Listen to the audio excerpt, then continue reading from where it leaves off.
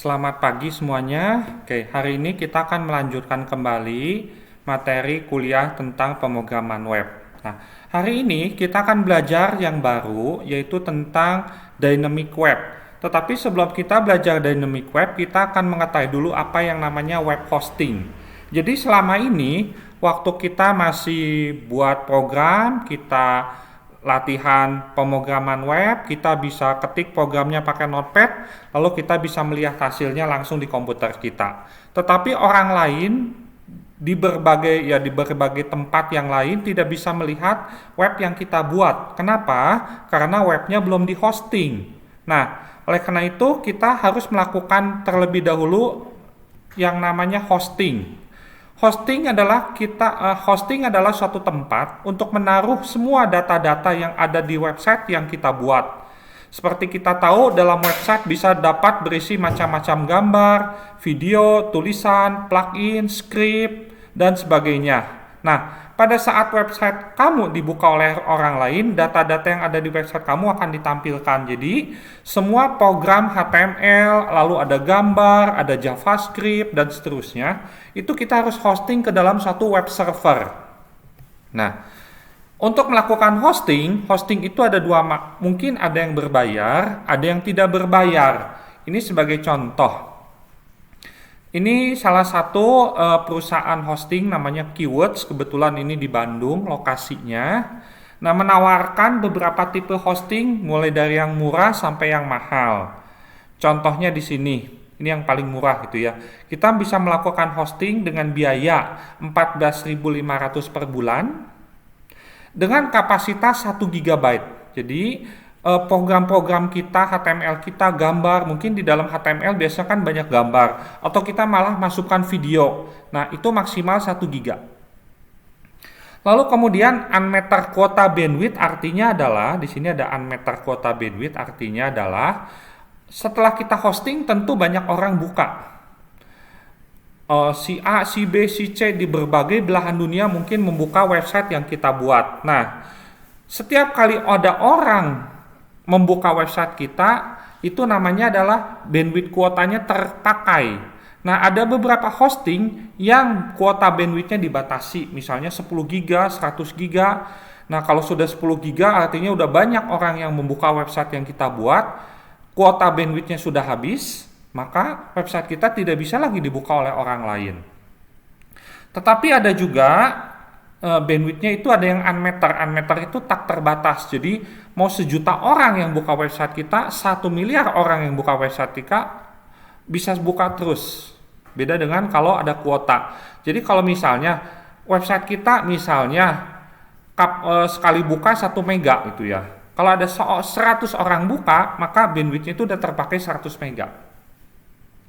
Nah, kalau kalian misalnya, waduh Pak mahal, harus hosting 14.500 misalnya gitu ya, itu kalian bisa cari ada beberapa penyedia hosting yang gratis. Tentu layanannya agak berbeda gitu ya. Kalau tempat yang berbayar itu kalau ada masalah atau apa, kita tinggal kontak ke orangnya, nanti bisa diperbaiki. Kalau misalnya tiba-tiba error, kena virus gitu ya, kita bisa minta bantuan dari penyedia hostingnya. Nah, setelah kita melakukan hosting, kita butuh juga domain. Nah, domain, kalau kita membuka suatu website, tentu kita buka domain. Contohnya www.kompas.com. Nah, itu domainnya. Jadi kalau kita hosting, langkah berikutnya kita harus punya domainnya. Bahkan mungkin sebelum buat hostingnya, domainnya harus kita punya dulu. Nah, domain itu juga ada yang berbayar, ada yang gratis. Nah, meskipun kalau untuk domain kebanyakan sih harus bayar gitu ya. Ini contoh saja, misalnya saya mau coba membuat domain baru namanya misalnya lindaagnes.com. Nah, ini salah satu di tempat keyword juga itu ya, di penyedia hosting di keyword. Itu biayanya adalah 125.000 per bulan. Nah, tapi dengan domain yang berbeda-beda itu harganya bisa beda-beda. .net, .org gitu ya. Ini .org murah cuma 17.000. Jadi domain ini harus kita punya, dan di sini root domainnya itu .com atau .net, .org atau .id itu berbeda-beda gitu ya. Yang .id ini mahal 200.000. Nah, setelah kita punya domain, kita baru bisa hosting, dan setelah itu website kita bisa dibuka oleh orang di seluruh dunia. Ya, itu tentang hosting dan domain. Nah, berikutnya kita mau berbicara tentang static web dan dynamic web, gitu ya. Nah, selama ini yang kita buat itu sebenarnya adalah static web. Jadi mungkin kita belajar bikin HTML, kemarin belajar JavaScript gitu ya, JS. Kemudian ini mungkin kita belum belajar CSS, nanti kita belajar juga mungkin di mata kuliah semester depan atau tahun depan. Oke, ini adalah static web. Jadi static web itu adalah sebuah website yang nggak bisa berubah. Bisa diubah kalau kita ubah HTML-nya, kita ganti gambarnya, kita ganti program di dalam HTML-nya, kita ganti JavaScript-nya, baru websitenya berubah. Tetapi ada satu website yang dinamakan dengan dynamic web. Suatu dynamic website, websitenya bisa berubah tanpa kita harus mengganti programnya. Nah, yang diganti apa? Yang diganti adalah database-nya. Jadi misalnya, contoh sederhana, kalau kita mau buka website untuk jual barang, stok awal 100, ada orang beli 5. Kalau kita pakai static web, kita harus ganti lagi codingnya. Kita ubah 100 jadi angka 100 jadi angka 95. Tetapi kalau dynamic website, kita bisa ubahnya database. Jadi waktu ada orang stok 100, data 100-nya itu dimasukkan ke database. Misalnya salah satu contoh database adalah MySQL. Di SQL itu kita isi stok barangnya 100. Dan di dalam website yang kita buat dengan PHP yang bisa mengubah isi database. Jadi kita belajar program bikin PHP yang dapat mengubah isi database. Jadi waktu orang ada beli barang misalnya 5 unit, nanti di dalam programnya yang secara otomatis akan mengurangi atau mengubah isi stok barang dari 100 menjadi 95. Sehingga si programmer itu tidak ikut campur lagi. Sekali bikin program sudah jadi selesai, gitu ya. Ini dynamic website. Nah, jadi contohnya seperti ini. Kalau yang static website kita bikin HTML mungkin dengan JavaScript, dengan cascade style sheet, gitu ya. Ini static website. Sedangkan kalau dynamic website nanti kita akan belajar dua lagi, yaitu PHP dan MySQL. Kita akan belajar lagi PHP dan MySQL. Selain PHP dan MySQL, ada juga orang yang pakainya ASP. ASP itu mungkin pakai Oracle, itu programnya ASP, database-nya itu Oracle atau MySQL Server database-nya. Dan nanti kita gunakan server. Jadi ini namanya server side, kita harus buat servernya. Nah, jadi apa sih perbedaan static website dan dynamic website? Seperti ini. Kalau static website kita bikin coding, kita hosting ke server, ada orang mau buka, ya orang tersebut tinggal membuka website yang kita buat dari server tersebut. Sedangkan pada dynamic website, itu website yang kita buat itu diproses dulu di server, dicari dulu datanya ke database, stok barangnya berapa, 100 atau 95. Kalau 100, nanti kalau ada orang buka website yang kita buat, maka akan muncul stok barangnya 100. Tapi kalau misalnya stok barangnya sekarang 95, orang membuka website yang kita buat, stok barangnya 95. Kenapa? Karena sudah diproses. Nah, ini namanya adalah server side. Sedangkan yang static website itu namanya adalah client side. Jadi ada server side dan client side. Nah, untuk membuat dynamic website itu ada dua golongan besar. Ada yang pakai PHP, ada yang pakai ASP, gitu ya. Nah, di dunia ini berdasarkan penelitian 42,5% website yang ada di dunia itu bikin programnya pakai PHP. 26% itu pakainya ASP dan sisanya menggunakan yang lain. Jadi dua besar ini PHP dan ASP. Nah, PHP itu kita bisa kita install menggunakan satu program namanya XAMPP. Di dalam XAMPP ini sudah ada servernya, namanya adalah Apache Server, sudah ada programnya namanya PHP, ada database-nya namanya MySQL. Sedangkan untuk yang ASP itu kita harus servernya pakai IIS server, programnya pakai ASP, database-nya macam-macam, bisa pakai Access atau pakai Oracle atau pakai SQL Server. Nah, yang atas ini gratis, free. Sedangkan yang bawah Microsoft harus bayar. Jadi dalam pelajaran yang kita akan pelajari mulai minggu depan sampai nanti akhir semester ini, kita akan belajarnya menggunakan PHP dan MySQL, gitu ya. Jadi langkah pertama, kalian harus mendownload dulu satu program namanya XAMPP.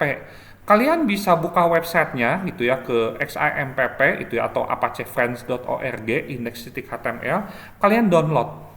Nah, untuk yang versi 8 yang di bawah ini untuk Windows-nya 64 bit. Kalau kalian menggunakan komputer yang masih 32 bit, coba klik ke download, cari versi yang lebih rendah. 8.00 setahu saya itu hanya 64 bit. Kalau komputer kalian 32 bit itu versi 7.4 atau 7.3 gitu ya, atau tidak salah. Kalian cari yang cocok sesuai dengan operating systemnya.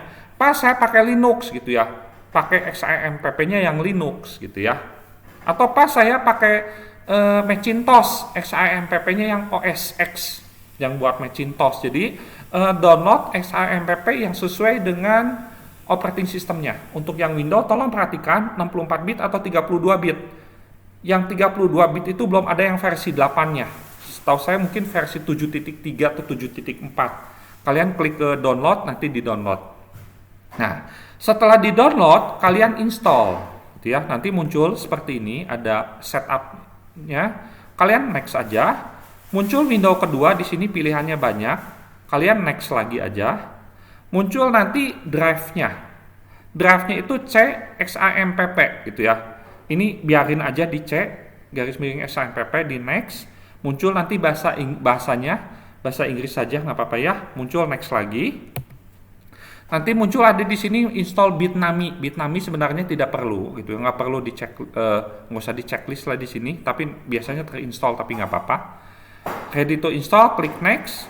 Setelah itu muncul di sini installing. Di installing kalian tunggu beberapa saat, beberapa menit, mungkin 10 menit sampai selesai.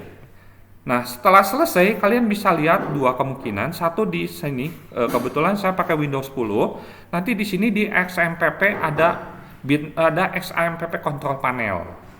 Atau kalau kalian mau lihat juga, kalian bisa buka ke drive C. Di drive C nanti ada, ya, di drive C ada folder namanya XAMPP di sini. Ada folder XAMPP kalau installnya sudah betul.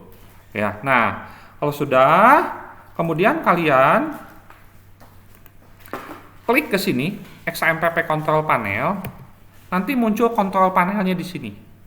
Kalian coba start Apache dan servernya, Apache-nya sama MySQL 2 ini saja. Start.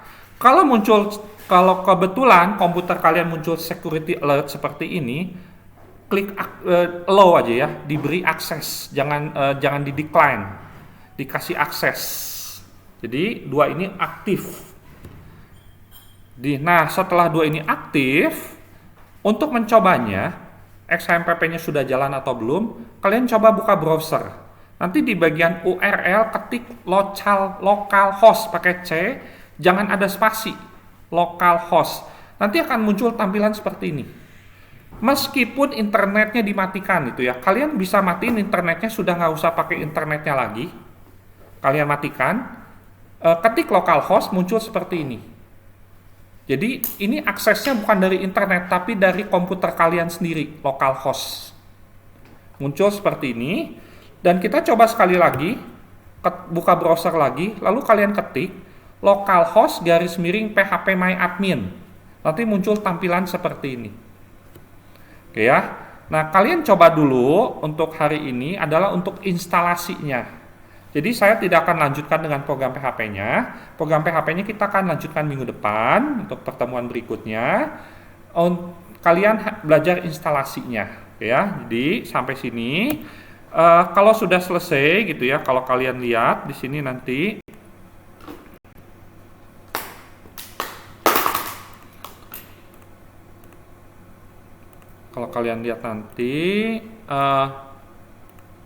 di sini. Ini kontrol panel tetap muncul, biarin aja. Kalau kontrol panelnya tetap muncul, biarin aja gitu ya. Nah, tapi kalau kalian misalnya sudah nggak kuliah pemrograman web, ini tolong jangan diaktifkan, matikan. MySQL-nya di stop, Apache-nya di stop. Supaya komputer kalian nggak, kalau apalagi pakai laptop, nggak habis baterai gitu ya. Servernya nggak nyala terus. Jadi di kontrol panel ini di start Apache dan MySQL itu kalau kalian memang pas lagi belajar kuliah pemrograman web gitu ya, belajar dynamic website. Tapi kalau udah selesai jangan lupa ini harus di stop, jangan di start lagi. Oke, demikian kuliah hari ini. Sekian dan terima kasih.